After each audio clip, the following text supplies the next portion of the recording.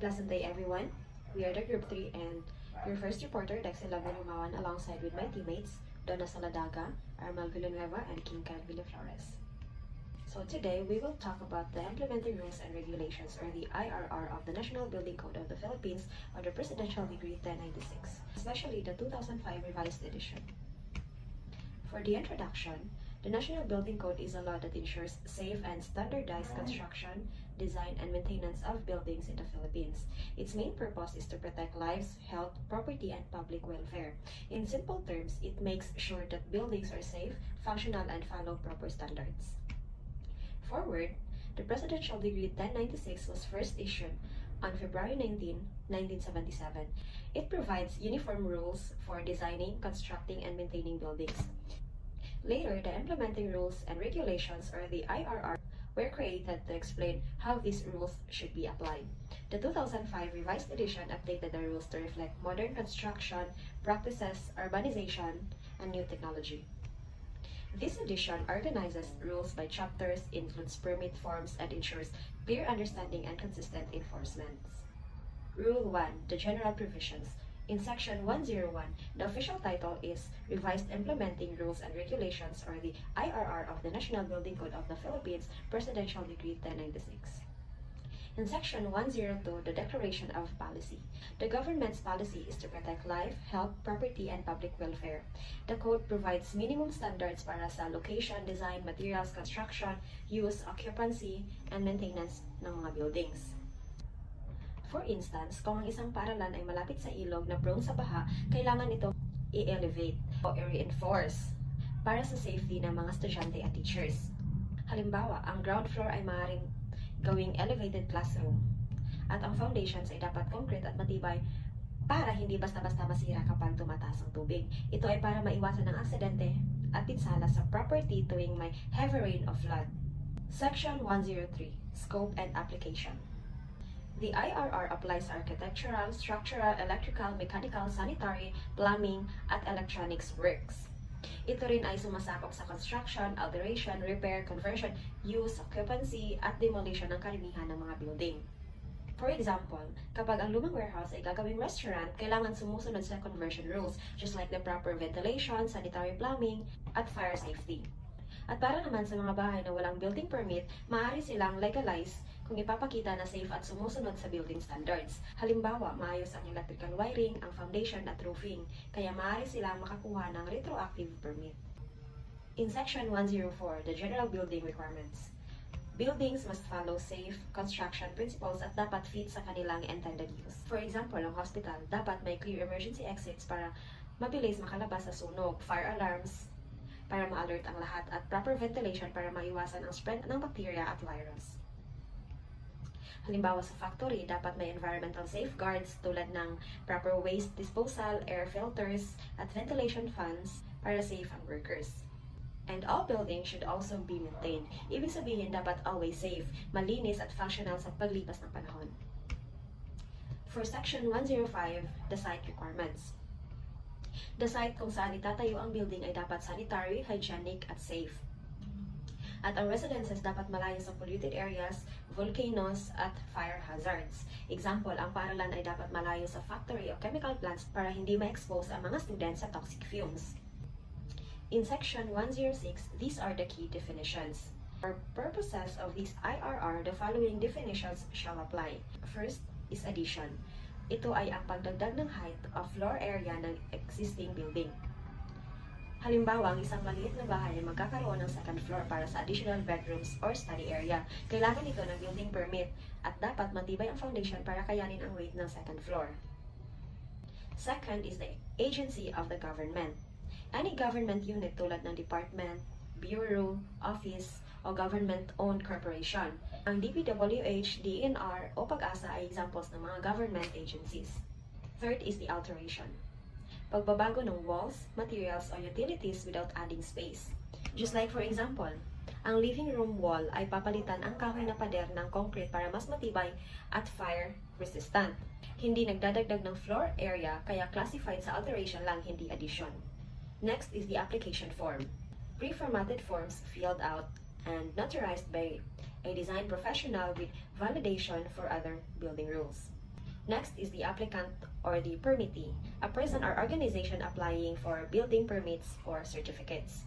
Sixth is the building official. It is the executive officer of the OBO appointed by the secretary. For number 7, the building permit. Official approval para sa construction, renovation, o demolition ng building. Hindi pwedeng magtayo ng bahay o magdagdag ng floor kung walang building permit. Next is the code. Nagbibigay ng rules at standards para sa safe at legal na construction. The Presidential Decree 1096, also known as the National Building Code of the Philippines. Next is the construction. All on-site works, kabilang ang site preparations, excavations, foundation, assembly, at installation ng utilities at equipment. Example, ang pagpapatayo ng bagong building kasama ang foundations at electrical wiring ay part ng construction. For the number 10, the conversion, pagbabago ng purpose o use ng building. Example, ang lumang warehouse ay inaayos para maging restaurant. Kailangan ng kitchen ventilation, plumbing for sinks, at proper fire exits. Dapat rin sumusunod sa sanitation standards ng local health office. 11. Demolition. Pag-aalis o pagguho ng building, partially o fully. Halimbawa, ang lumang building ay i-demolish para magtayo ng bagong mall. Dapat sundin ang safety procedures tulad ng scaffolding at dust control para hindi mapinsala ang mga pedestrian. Next is the department. Ang Department of Public Works and Highways or the DPWH ang pangunahing ahensya sa public infrastructure at building regulations. Next is the Executive Director. Sila yung nagpaplano at nagmamanage ng technical staff para sa enforcement ng building code. Next is moving. It is a relocating a building or part of it to another place, either within the same lot or to a different lot. 15 is the Office of the Building Official or the OBO, ang office na nag-i-enforce ng code sa field. Sila ang nag-i-inspection ng construction sites, nag-check ng building permits at nag-i-issue ng compliance certificates. Kapag may bagong bahay na itinayo, pupunta ang OBO inspector para i-check kung sumusunod sa structural, electrical at plumbing standards. 16 is the referral codes, additional rules galing sa ibang agencies na ginagamit kasama ng code. 17. Renovation, pag-i-improve ng value o appearance ng building. 18 is repair, pag-aayos ng damage para ma-restore ang building. Next is the secretary, responsible sa overall administration at enforcement ng building code or the head of DPWH. And lastly, the staff. Sila yung nagbibigay ng technical support at assistance sa OBO at secretary or the personnel working at the NBCDO. Other terms for the Section 106.2. Any other words, terms, or phrases used in the IRR that are listed in the glossary should be understood according to the definitions provided there. Importante ang mga terms na ito dahil sila ang guidelines para sa tamang proseso ng construction. Tinutulungan nila na maging maayos, legal at safe ang lahat ng paggawa, pag-renovate, pag-repair o pag-demolish ng building. Dahil dito, nasusunod ang National Building Code na nagpo-protect sa bahay, property at safety ng lahat. And that's all for my report. Thank you for listening. Rule 3. Permits and Inspection. Section 301 Building Permits.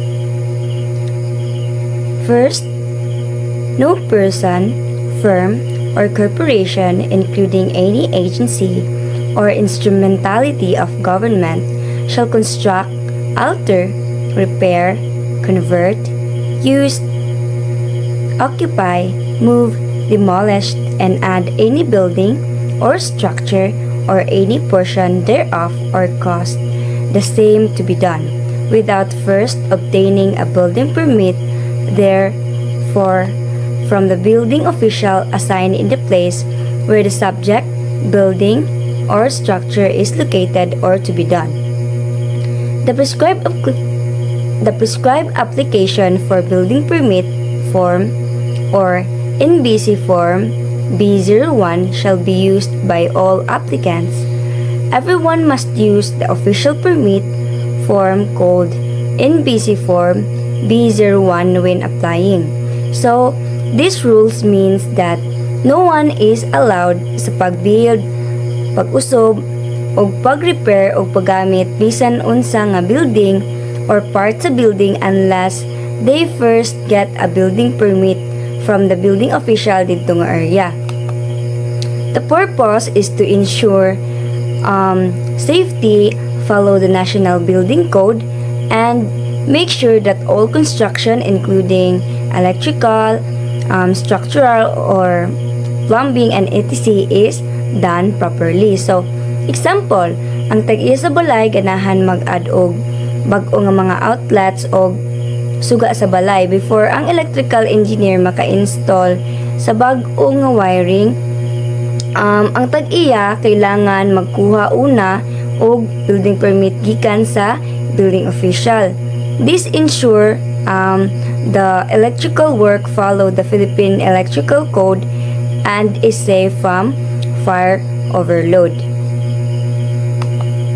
So 2 is permit supplementary to a building permit shall be applied for and used by the building official. So this include ancillary and accessory permit. So aside from the building permit, there are additional permits that must be applied for. So these are called supplementary permit, which include accessory permit o accessory permit. So these supplementary permit are also issued by the building official and ensure that all specified work follows safety standards. So what is ancillary permit? So ancillary permit is duly signed and sealed by the corresponding professional, and the plans and specifications shall be submitted together with a duly notarized application for building permit. The building permit is null and void if not accompanied by ancillary permit. So the prescribed ancillary and the accessory permit form shall likewise be used whenever applicable. So ancillary permit are the following permit, which is architectural permit, civil or structural permit, and electrical permit or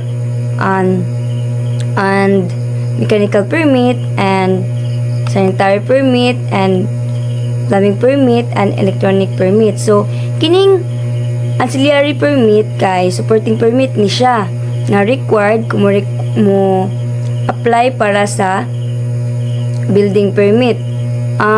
Think of them as mura siyang proof nga ang tanang part sa building like ang electrical system, nga plumbing structure, and etc. kay na-check na og na-approve sa mga right professional. Kini nga permit kailangan permahan og i-sealed sa mga licensed expert. For example, ang architect perma sa architectural permit, ang electrical engineer pud mo perma sa electrical permit. So if these ancillary permit are not included, so the building permit becomes invalid, meaning dili ka allowed maka-start og construction. Example, ang tag-iya sa balay ganahan mag-install og bag-o nga suga, outlets, and bigger electrical panel. So to do this legally, they must submit an electrical ancillary permit nga gipirmahan sa licensed electrical engineer kauban sa building permit. So this ensures nga ang electrical work kay safe og nag-follow sa electrical code. So B is accessory permits. So accessory permits are issued by the building official for accessory parts of the project with special function or use which are indicated in the plans and specification that accompany the building permit application. So accessory permit are extra permit gihatag sa mga building official for special part of a project. So kini nga special part kay nakasulat and makita sa building plans. Dili ni sila ang the building and dili ni sila the main building itself. But kini ang important nga structure that have specific nga mga purpose such as kanang mga safety, storage, industry, or mga special use. This may include among others banks and recalled vaults, mga swimming pool, firewall separate from the building or structure, mga towers, silos, smoke tanks, chimneys, commercial or industrial fixed oven, industrial keels or furnaces, water or waste treatment tanks, septic vaults, concrete and steel tanks, both kiosks and stage and tombs, mausoleum and niches. So kini nga mga part kay nagkinahanglan og auxiliary permit to ensure their safety, properly designed and meet building standards. So example, kanang ang Sanico nagplano og install og bag-o nga distribution substation sa barangay to improve power supply. So the substation building includes special room for transformers, switch gears and control panels which are shown in the plan. So before mag-start sa construction kay ang Sanico kailangan mag-secure og accessory permit for this structure. So next is accessory permit are issued by the building official for activities being undertaken prior to or during the processing of the building permit. The coverage is spelled out in accessory permit. Spelled out in the accessory permit form including the expiry period. This shall be signed by the concerned owner, applicant, and by the concerned professionals. This permit includes, among others, ground preparation and excavation, enrollment of foundation to public area, fencing for fence not including 1.80 meters high, sidewalk construction, temporary sidewalk inclusion, sidewalk enclosure, and occupancy, erection of scaffolding, erection, repair, removal of sign, and demolition. So ang uban nga accessory permit kay i-issue para sa mga activity nga mahitabo before or while the building permit is being processed. So kini nga permit na cover og mga specific work appeal na ang expiry period nga nasulat dito sa permit form. So they must be signed by the owner or applicant and responsible professionals to make them valid. So kini nga permit nag-ensure nga ang preliminary or supporting work kay safe, legal, and properly supervised. So 3 is exception from building permits.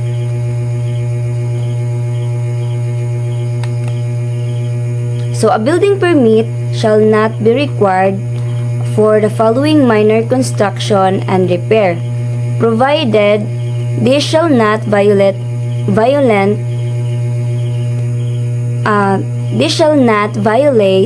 any provision of the code and this IRR.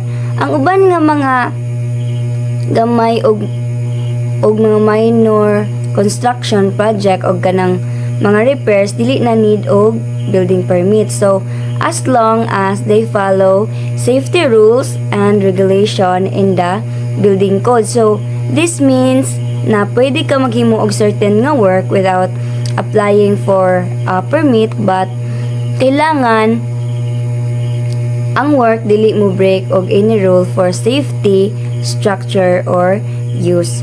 So includes sa mga exemption from building permit ang minor construction. So kani mga minor construction are small building works like mga sheds, outhouses, greenhouses, children playhouse, aviaries, poultry houses, and the like, not exceeding 6 square meters in total area, providing they are completely detached from any other building and are intended only for the private use of the owner. So addition of open terraces or patios resting directly on the ground, not exceeding 20 square meters in total floor area, exclusively for the private use of the owner. Installation of window grills, garden pools for the habitation of water plants and or aquarium fish, not exceeding 500 millimeters in deep and exclusively for private use. And garden masonry walls other than party walls, not exceeding 1.20 meters in height. Footpaths, residential garden walks and or driveways go. So kanit tanan kay dili ni sila kailangan og building permit kay they are low risk og for private use lang. So kailangan nila mag-follow og basic rules para malikayan ang mga disgrasya og dili maka-interfere sa mga silingan or mga public areas. So kini nga rule it makes it easier to improve your property safety without going through a lot permit process. So next is B, repair works. So kining repair works include repair works not affecting or involving any structural members such as replacement of deteriorated roofing sheet or tiles, gutters, downspouts, fascia, ceilings or sidings, repair or replacement of non-load bearing partition walls, repair or replacement of any interior portion or house not involving addition or alteration, and repair and or replacement work of doors and windows, repair or replacement work of flooring, repair of perimeter fence and walls, and repair and or replacement of plumbing fixtures,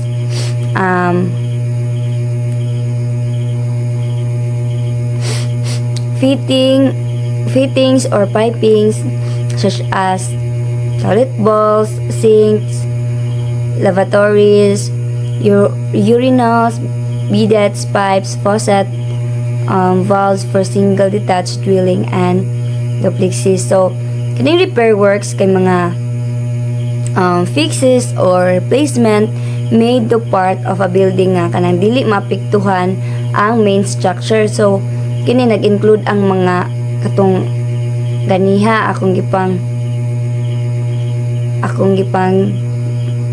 ingon.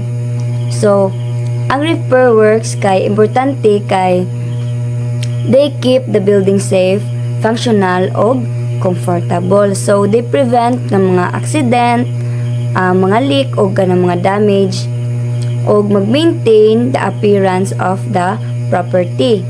And makasave og kwarta kay kini siya maka-avoid og dagko nga mga problem. Bisan pa man kay mga minor works, they must still follow safety rules to ensure the building remain compliant with the law. For example, pag-ilis og buak ng mga roof tile pag-fix og mga leaking faucet og pag-repair sa mga crack sa wall, help keep the house in good condition. So section 302, application for permits. So any desire to obtain building permits and ancillary permits together with a building permit shall file application thereof on the prescribed application form, together with the accomplished prescribed application form. The following shall submit to the OBO. So, ang OBO kay Office of the Building Official. A. In case the applicant is registered owner of the lot. So, kung ang applicant daw kay registered owner siya sa katong yuta, kay he or she needs certified true copy of OCT or TCT on the file with the Registry of Deeds. So, what is OCT? So, kining OCT kay original certificate of title. Muna siya ang the first title issued for a property when it is originally registered. And ang TCT pod kay transfer certificate of title. So, issued ni siya when the property is transferred from one owner to another after a sale. So, official document nga nagpakita nga ang property is kanang legally owned on file with the Registry of Deeds. So, kining Registry of Deeds kay ang government office kung asa ang tanan ng mga land and property ownership documents are officially recorded o gipang tago. So, tax declaration. So, kining tax declaration kay a document issued by the local government nga nagpakita nga ang property is na registered sa imong ngalan and paying mga taxes. So, next is current real property tax receipt. So, kini kay proof ni siya nga ang property taxes kay na paid up to date. So, B is in case the applicant is not the registered owner of the lot. In addition to above, duly notarized copy of the contract of lease or deed of absolute sale. So, in addition to above, ang applicant kailangan pod magsubmit og proof of legal right sa paggamit or pagpalit sa property. So, duly notarized of the copy of the contract of lease. So, it shows the applicant has the right to build a lot as a tenant or deed of absolute sale. So, it shows the applicant legally bought the lot by ownership transfer is not yet updated in the registry deeds. So, 3 is 5 sets of survey plans, design plans, specification, and the other prepared, signed, and sealed over printed names of the duly licensed and electrical professionals. So, a geodetic engineer in case of lot survey plans, architect in case of architectural documents in case of architectural interior or interior design documents, either an architect or interior design pwede maka-sign. Then, civil engineer in case civil or structural mga documents, professional engineer in case of electrical documents, professional mechanical engineer in case of mechanical documents, sanitary engineer in case of sanitary documents, master plumbing in case of plumbing documents, electronics engineer in case of electronics documents. So, the most important for EE is kining electrical permit.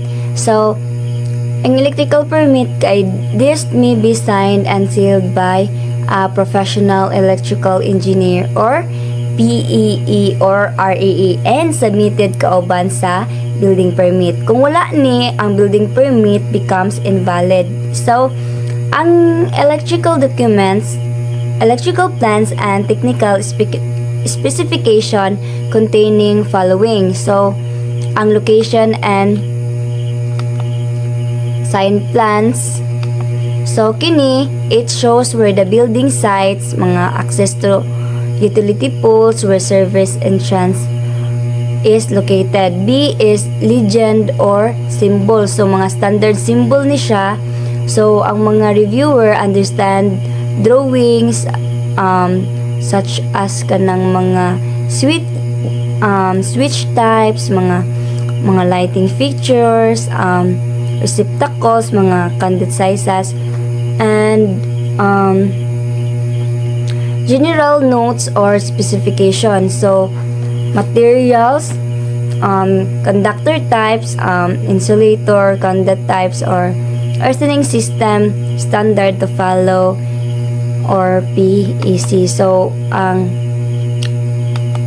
D is electrical layout. So, electrical layout kay mga ano siya, plan views locating mga lights, mga outlets, mga switches, panel boards, and equipment loads. So, A is schedule of load, transformer, generating or UPS unit, total kVA for each of preceding items shall be indicated in the schedule. So, muna siya list of connected loads per area and total kVA, transformer sizes, generator or UPS capacities. So, F is design analysis. Muna siya calculation. Ang calculation sa mga load demand factor, mga voltage drop, short circuit current, coordination of protective devices. So, G is one line diagram. So, simplified schematic showing service meter, main breaker, transformer, o naa distribution panel, protective devices, and grounding. So, section 303, processing of building permit. So, the flow of processing of permit shall follow the procedure shown in figure 3. So, ang applicants, first, ang applicants kay mag-submit og building permit application to the OBO or Office of Building Official. So, kini ang first step ni siya. So, ang applicant kailangan mag-submit og filled up nga mga permit form nga napirmahan og na sealed all signed and sealed plans parihaan ng mga architectural, structural, or mga electrical or mechanical and others. And mga technical specification, mga supporting documents. So, ang building official kay muna siya mag-check o kung ang application kay kompleto. So, if naibisan unsa dito nga document kay kulang, example kay ng mga electrical load schedule, mga one-line diagram, kay ang OBO kay dili nila to i-process. So, second is receiving and recording and releasing section. So, kini nga part sa flowchart kay nagpakita nga ang OBO kay naay receiving section where the documents are received, logged, and given an application reference number. This is where the staff verifies if all required set, usually mga 5 set of plans are submitted. So, 3 is kanang zoning administrator and land use regulatory office. So ang flowchart nagpakita sa zoning OBO o nga applicant. So meaning the OBO applicant the OBO checks if the proposed building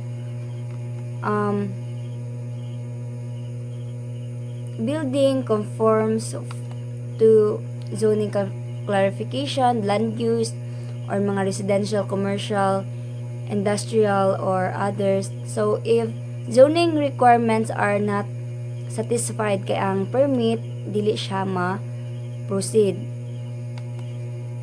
So, some structure like mga telecom tower, power generator, industrial plants require special zoning endorsement. So, next is architectural or accessibility. So, after zoning, the building official refers the application to the architectural or building section. So, they check the kanang mga building design, mga safety compliance, mga space planning, building classification. So, if ang architectural layout kay dili siya mamatch sa electrical layout kay example mga missing walls, mga wrong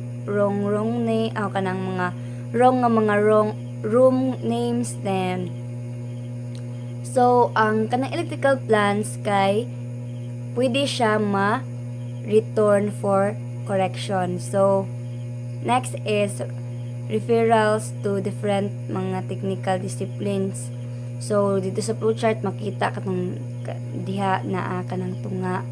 So the chart shows these boxes kanang kanang architectural, civil, or structural, electrical, mechanical, sanitary, plumbing, electronics, geodetic, and other offices. So each specialty section reviews only their discipline. So for electrical, specifically the electrical reviewer check kanang mga one-line diagram, load calculation, mga conductor sizes, breaker ratings, location of panels, generators, UPS, details, and Philippine Electrical Code compliance. So, if correction are needed, so the plans are returned to the applicant, electrical to electrical engineer services to resubmit. So, next is final evaluation and consolidation. So, makita ni siya diri dapit sa last. So, kini kay after all mga disciplines approve their part kay ang OBO nag-consolidate og mga comments, approval, signature og final checking. So, if even kani mga one section like kanang electrical has not approved, kanang wala pa na approve kay ang application kay dili siya ma-proceed sa payment. So ang payment fees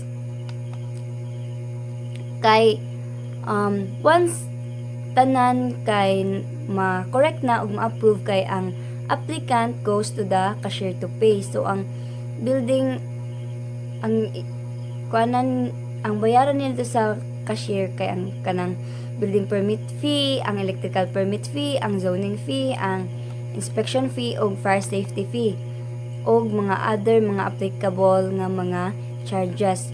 So, electrical fees are based on mga total connected load, service entrance size, number of circuit, voltage level.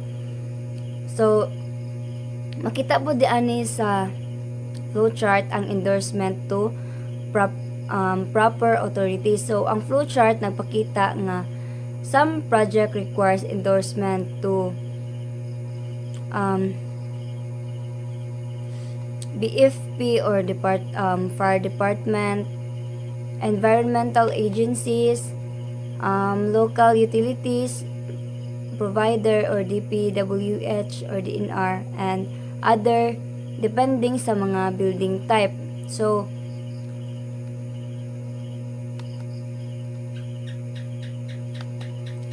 kining the Fire Bureau or BFP kay check ni sila og fire alarm power, mga emergency lighting circuit, electrical room fire clearances, generator, and ATS fire safety access. So insurance of building permit.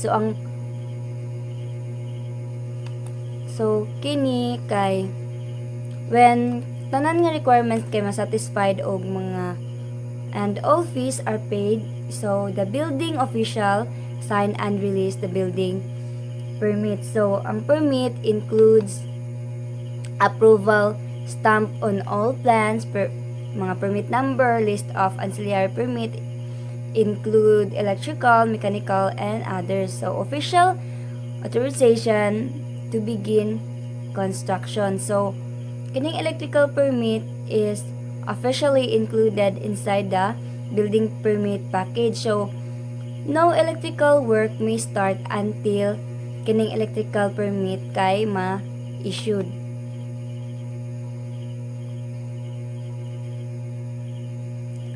So the kining flowchart shows the step-by-step approval process for building permits. So electrical plans go through the electrical reviewer who check PEC, safety, compliance. All discipline must approve permit before the permit can issue. Dayon mga payment of fees happens only after all technical evaluation are complete, and the building official releases the permit only when all conditions are satisfied.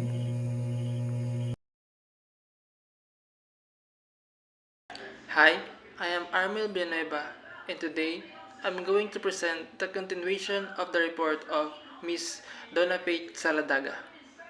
So in section 304, issue of building permit, when the application for building permit and the plans specification submitted herewith conforms to the requirements of the code and its IRR, the building official shall within 15 days from payment of the required fees by the applicants. Second, the building official may issue a permit for construction only a portion of building structure whenever plans and specifications submitted together. Third, the building official may issue ground preparation and excavation permit even while the building permit application is still being processed, subject to payment of the corresponding fees. And the fourth, for excavation more than 550 CU meters and more than 2 meters in depth, the owner permits shall post a cash bond of 50,000 pesos for the first 50 CU meters and 3,000 pesos, 300 pesos for every CU meters in excess of 50 CU meters. Until the building permit is issued, the said excavator shall not exceed 100 CU meters or 3 meters in depth and shall not be left open until the building permit is issued, and without any work being done in the site for more than 120 days. So terms and conditions of permits. The issued building permit shall be subjected to the following terms and conditions. First, that under Article 1723 of the Civil Code of the Philippines, the engineers or architect who drew up the plans and specification for building or structure is liable for damage if within 15 years from the completion of the building or structure, the same should collapse due to defects in the plans specification or defects in the ground. The engineer or architect who supervised the construction shall be solidarily liable with the contractor should the edifice collapse due to defect in the construction or the use of inferior materials. Second, the permit shall be accompanied by the various applicable auxiliary and accessory permits, plans, and specification signed and sealed by the corresponding design professional who shall be responsible for the comprehensive and correction of plans. Third, that the proposed construction, erection, addition, alteration, etc. shall be conformly with the provision of the National Code and its IRR. So, the prior commencement of the proposed project and construction, an actual relocation survey shall be conducted by a duly licensed geodetic engineer. Second, that before commencing the excavation, a person making or causing the excavation to be made shall notify in writing the owner of adjoining property not less than 10 days before such excavation is to be made. Third, that the supervising architect of civil engineer shall keep at the job site at all times a logbook of an daily construction activities wherein actual daily progress of the construction. Third, fourth, that upon completion of the construction, the owner shall submit the logbook duly signed and sealed to the building official, including as-built plans and other documents, and shall also prepare and submit a certificate of completion of the projects stating that the construction of the building structure conform to the provision of the code. And last, all such change, modification, and alteration shall likewise be submitted to the building officials, and the subsequent amendatory permits therefore issued before and work on said changes.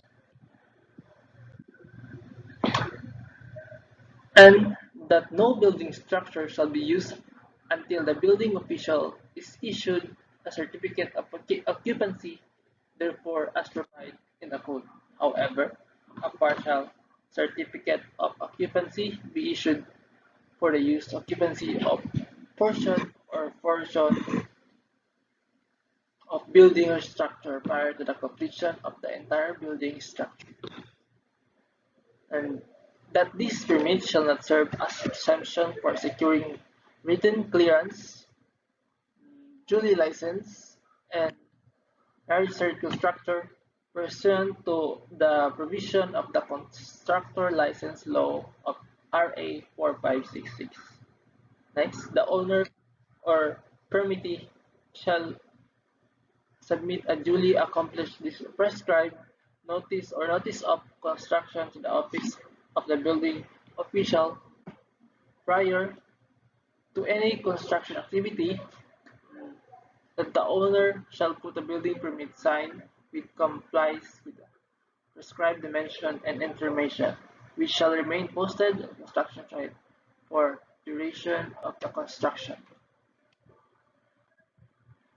So this is the example of the standard signboard residential building for exclusive use or non-leasing occupation and required standards for commercial, industrial, and institutional scanning sheet. And so here we go in section 305, which is validity of building permits. So under section 305, the issuance of building permit shall not be construed as an approval or authorization to the permit to disregard or violate any of the provision, issue of permit, or base approved plans specification which are subsequently found effective. The building official is not preclude from requiring permittee to effect the necessary corrections and plans specification for preventing, ordering, and stoppage of any building operations. And work authorized therein is not commenced within a period of 1 year after the issuance of the building, or is suspended or abandoned at any time after it has been commenced for a period of 120 days. So next, section 306, non-issuance, suspension, or revocation of building permits. The building officials may order a cause then issuance, suspensions, or revocations of building permits and any of the following reason grounds. First, error funds in the plans and specification. So if there are error funds in the plans and specifications, so there will be imposed punishments. Second, incorrect, accurate, or inaccurate data or information supplied.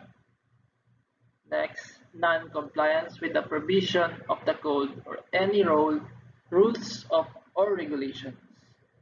Notice of non-issuance, suspension, or revocation of building permit shall always be made in writing stating the ground thereof. So, it is understood, however, that in either case, the designing architect or civil engineer not precluded from conducting inspection of the building. It is under, however, that in either case, the construction work to check and determine compliance with the plans and specification of the building submitted. Fourth, there shall be kept the job site all times, a logbook for the actual progress of construction, including tests conducted, weather condition, and other pertinent data are to be recorded. Upon completion, the construction licensed architect or civil engineer shall submit a logbook duly signed. The building official, he shall also prepare to submit a certificate of completion. The owner permit shall submit to the OBO an application of certificate of occupancy, which is under section 309, certificate of occupancy.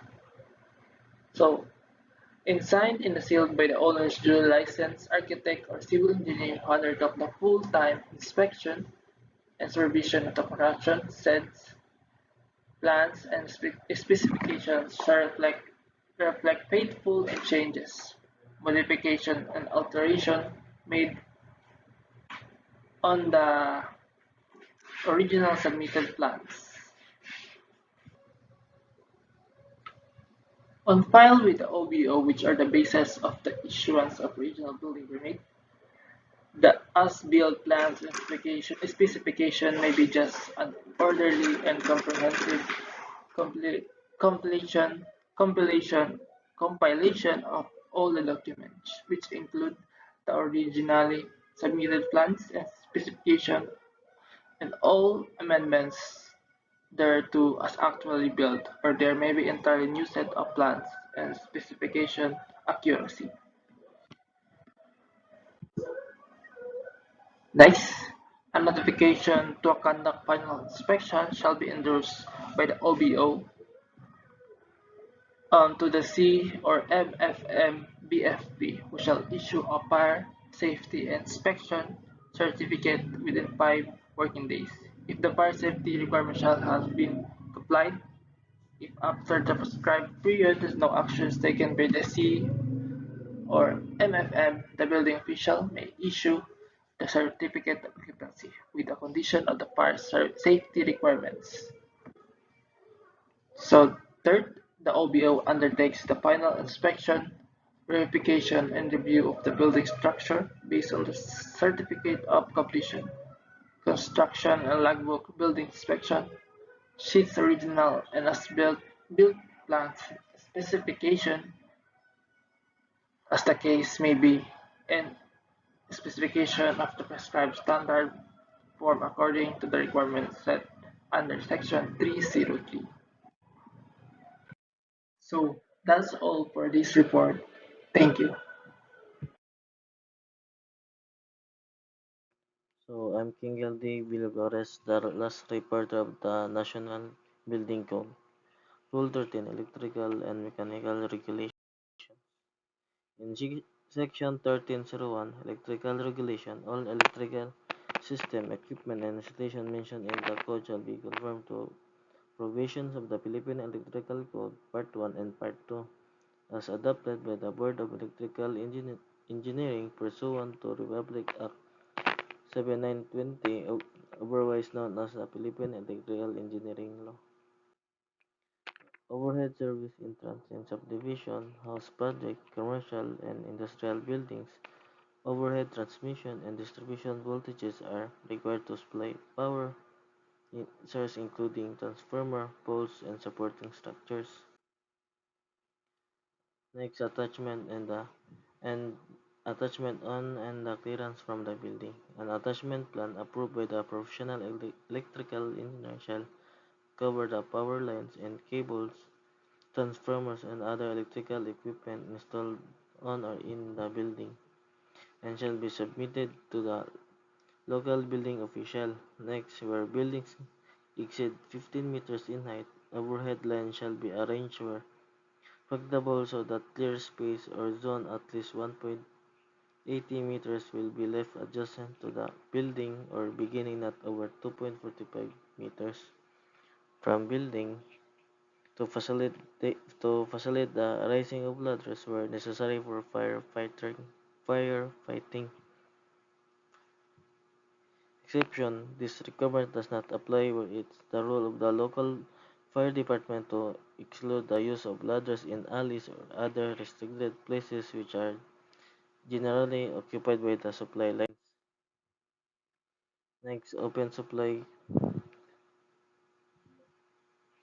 conductors attached to the building, where the permanent attachment of open supply conductors to any class of buildings is necessary for service entrance as conductors shall meet the following requirements.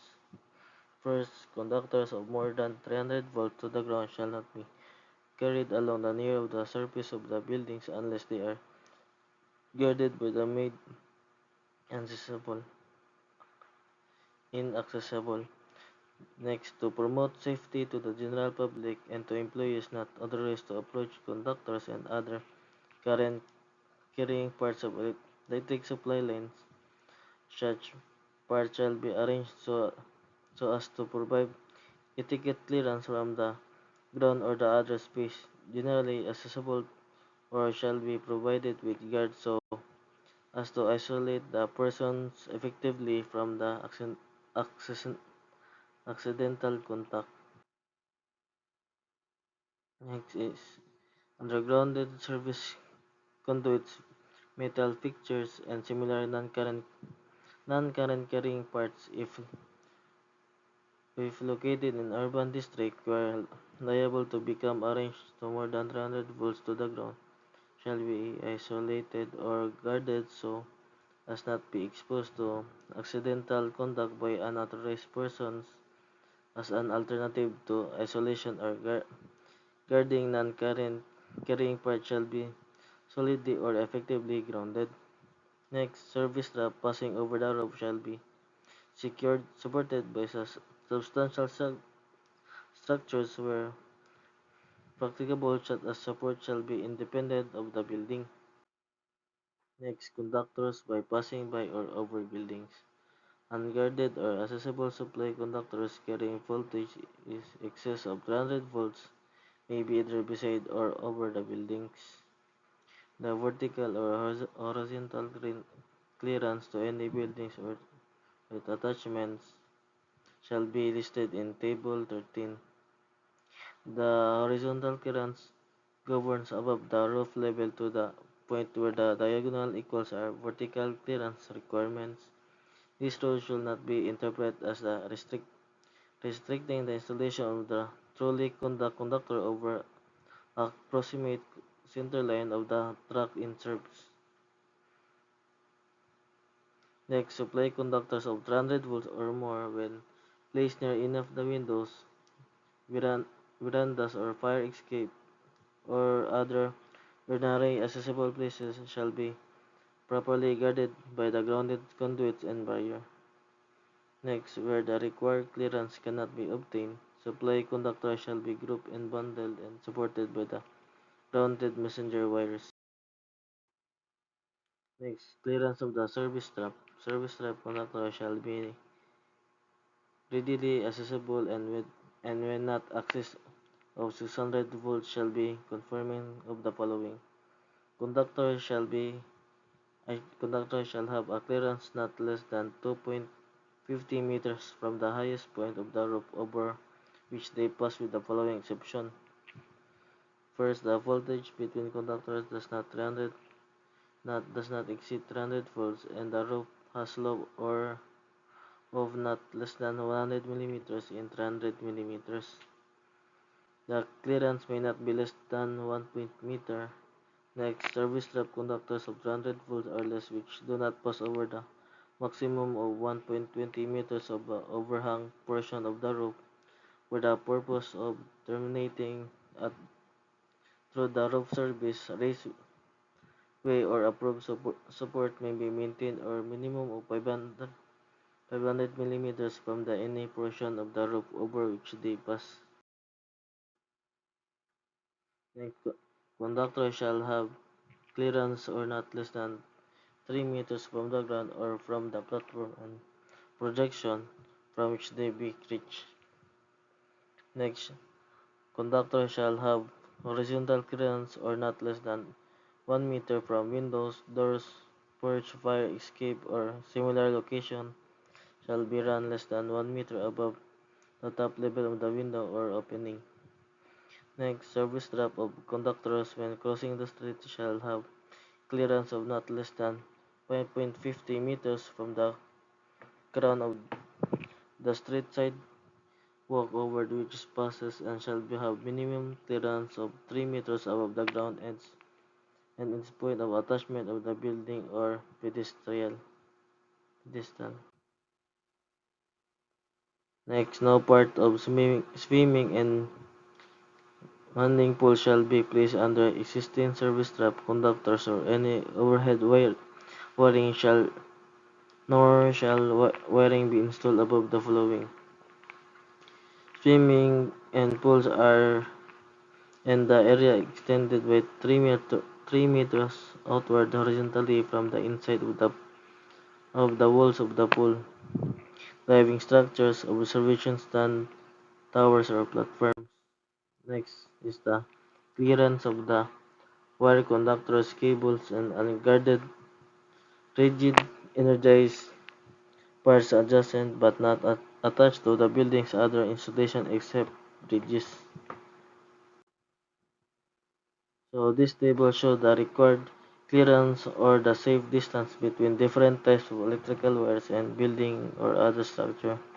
These distances are required to prevent accidents such as electric shock, fire, or people coming too close to live wires. Clearance also allow for wire movement like sagging during hot weather or swinging during strong winds. Wiring methods. Service entrance conductor extending along the exterior or interior buildings or other structure shall be installed to rigid steel conduit or concrete encased plastic conduit from point of service trap to meter base from meter base to disconnecting equipment. However, where the service entrance conductors are protected by approved fuses or breakers at their terminals, they may be installed in any of recognized wiring methods as provided by PEC 1. First, abandoned lines or other portion lines no longer required to provide service shall be removed. Power pole line, service trap, or other line equipment shall be free from any attachment from the antenna, sign, streamers, and the like. Next, transformer. Oil insulated transformer rated more than 15 kV between conductors shall be installed inside a transformer vault. Dry type of other transformer with non-flammable insulation shall be installed in the transformer room. Transformer shall be guarded as follows. First, appropriate provision shall be made by minimize the possibilities of damage to transform from external causes where the transformers are located exposed by the physical damage. Dry type transformer shall be provided with non-combustible moisture resistant case or enclosure which will provide reasonable protection against accidental insertion of foreign objects. Next, the transformer installation shall be confirmed to prevention guarding live parts in Peg 1. Next is the operating voltage of exposed live parts of transformer installation will be indicated by signs or visible markings on the equipment or structure. Next, provision for transformer volt. Transformer volt when required shall be conducted by accordance for PEC 1 latest edition. Next, the transformer and transformer volt shall be accessible only qualified personnel for inspection and maintenance. Next, etiquette ventilation shall be provided for the transformer volt. Next, capacitor. This applies to installation capacitors in electric circuit in buildings, except capacitors that are component of other apparatus shall be conformed to requirements such as apparatus. 2. Capacitor is hazardous location shall be complied with additional requirements as prescribed in PEC 1. Next, installation of capacitors which any single unit contains more than 11 liters of flammable liquid shall be in a vault or outer fence enclosure complying PEC 1. Capacitors shall be protected from physical damage by locating or other suitable fences, barriers, or other enclosure. The capacitors shall be provided with non-combustible cases and support. Next, the emergency power system shall be provide electric power or safety to life and property when normal electric power supply is interrupted. Next, shall have indicated capacity for operating of emergency load.